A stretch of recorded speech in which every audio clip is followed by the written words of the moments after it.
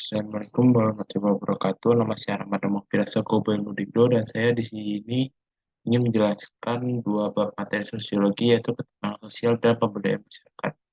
Materi pertama adalah ketimpangan sosial. Pengertian ketimpangan sosial. Ketimpangan sosial adalah kondisi di mana adanya ketidakseimbangan atau jarak yang terjadi di tengah-tengah masyarakat yang bisa disebabkan oleh perbedaan status sosial, ekonomi maupun budaya.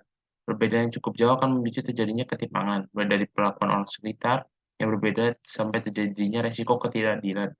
Bentuk ketimpangan dalam kehidupan sosial sangatlah beragam dan bisa saja dialami secara langsung oleh diri sendiri, mulai dari perbedaan perlakuan orang lain terhadap mereka yang kaya dengan yang miskin, antara mereka yang cantik atau tampan dengan mereka yang kurang rupawan, hukum yang tumpul ke atas tapi tajam ke bawah, itu adil untuk orang kaya tapi tidak untuk orang miskin, serta perbedaan akses pendidikan di desa dan di kota.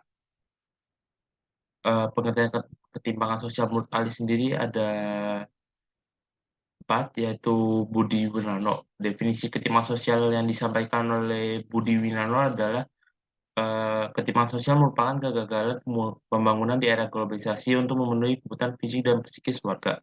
Yang kedua ada Jonathan Houghton, eh, dijelaskan bahwa ketimpangan sosial adalah bentuk ketidakadilan yang terjadi dalam proses pembangunan. Yang ketiga ada Roy Hatul Asmida, yaitu menjelaskan bahwa ketimpangan sosial dampak dari residual dari proses pertumbuhan ekonomi. Residual sendiri adalah adanya selisih yang kemudian memunculkan perbedaan. Dan yang terakhir ada William Cockburn. Pengertian ketimpangan sosial yang dikemukakan oleh William Cockburn adalah perubahan sosial yang melibatkan unsur-unsur dalam masyarakat yang saling berhubungan antara satu yang sama yang lain. Lanjut ada faktor penyebab. Yang pertama ada faktor internal. Faktor internal dalam ketimpangan sosial adalah faktor-faktor yang menyebabkan terjadinya ketimpangan yang asalnya dari dalam diri setiap individu. Setiap orang memiliki faktor internal yang bisa menyebabkan ketimpangan. Faktor internal merujuk pada kualitas individu atau seseorang yang terbilang terbatas. Misalnya, memiliki pendidikan rendah bisa karena masalah ekonomi sehingga kesulitan mendapatkan pendidikan sampai karakter individu tersebut malas sekolah. Terus ada keterampilan yang rendah, di mana keterampilan bisa menjadi aset untuk berpenghasilan dan memperbaiki kondisi perekonomian seseorang. Terus yang ketiga adalah kesehatan yang kualitasnya masih rendah. Misalnya akses fasilitas kesehatan yang masih susah di desa-desa, terutama desa terpencil. Yang terakhir ada hambatan budaya. Seperti budaya kemiskinan yang membuat seorang terbiasa memiliki akses yang minim ke berbagai bidang, baik itu pendidikan, kesehatan, dan lain sebagainya. B ada faktor eksternal. Faktor penyebab kedua dari adanya ketimpangan sosial adalah faktor eksternal. Itu faktor penyebab ketimpangan yang berasal dari lingkungan luar dan di luar kemampuan seseorang untuk mencegah maupun mengatasinya. Faktor eksternal ini bisa dalam bentuk kebijakan suatu organisasi atau perusahaan, kebijakan dari pemerintah dan lain sebagainya. Adanya faktor eksternal membuat ketimpangan yang terjadi di masyarakat tidak disebabkan oleh sifat malas seseorang.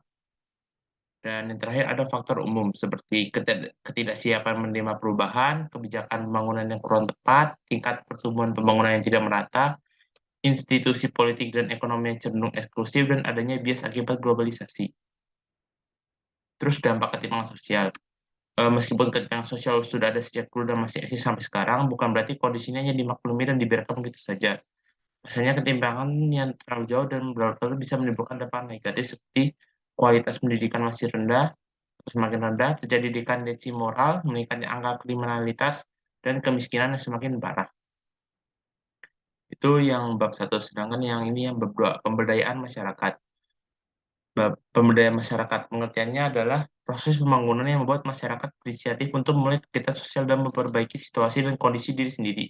Dengan demikian, pemberdayaan masyarakat bersifat inklusif dalam arti lain turut melibatkan masyarakat secara program keberhasilan. Program tidak hanya bergantung pada pihak yang melakukan pemberdayaan, tapi juga oleh keaktifan pihak yang diberdayakan.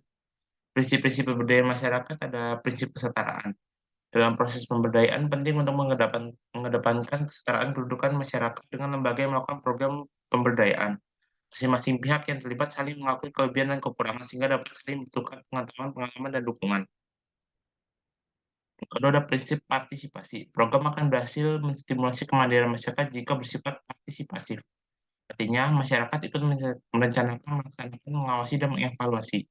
Tentu saja dalam prosesnya pendamping harus berkomitmen untuk membina dan menggerakkan masyarakat secara jelas. Yang ketiga ada prinsip keswadayaan dan kemandirian. Prinsip keswadayaan artinya menghargai dan mengedepankan konsep kemampuan masyarakat daripada bantuan pihak lain. Konsep ini tidak memandang orang miskin sebagai objek yang tidak berkemampuan, melainkan sebaliknya. Yang terakhir ada prinsip berkelanjutan. Program pemberdayaan perlu dirancang agar berkelanjutan di awal.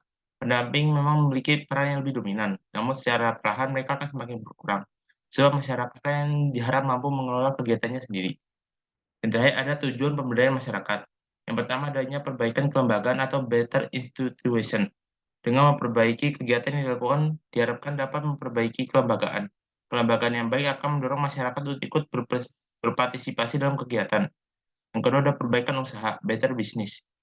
Perbaikan kelembagaan diharap akan memperbaiki bisnis yang dilakukan sehingga mampu memberikan manfaat kepada anggota lembaga tersebut dan masyarakat yang ada di sekitarnya. Yang ketiga, perbaikan pendapatan, better income. Perbaikan bisnis diharap dapat memperbaiki pendapatan seluruh anggota lembaga termasuk masyarakat.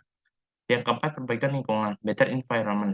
Perbaikan pendapatan diharap dapat memperbaiki lingkungan fisik dan sosial karena kerusakan lingkungan kerap disebabkan oleh kemiskinan atau pendapatan yang terbatas. Yang kelima, perbaikan kehidupan, better living.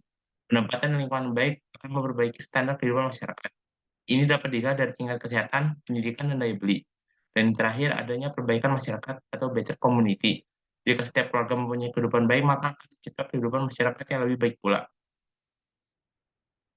Mungkin itu aja, sekian dari saya. Mohon maaf jika kadang bertele-tele. Saya akhiri. Wassalamualaikum warahmatullahi wabarakatuh.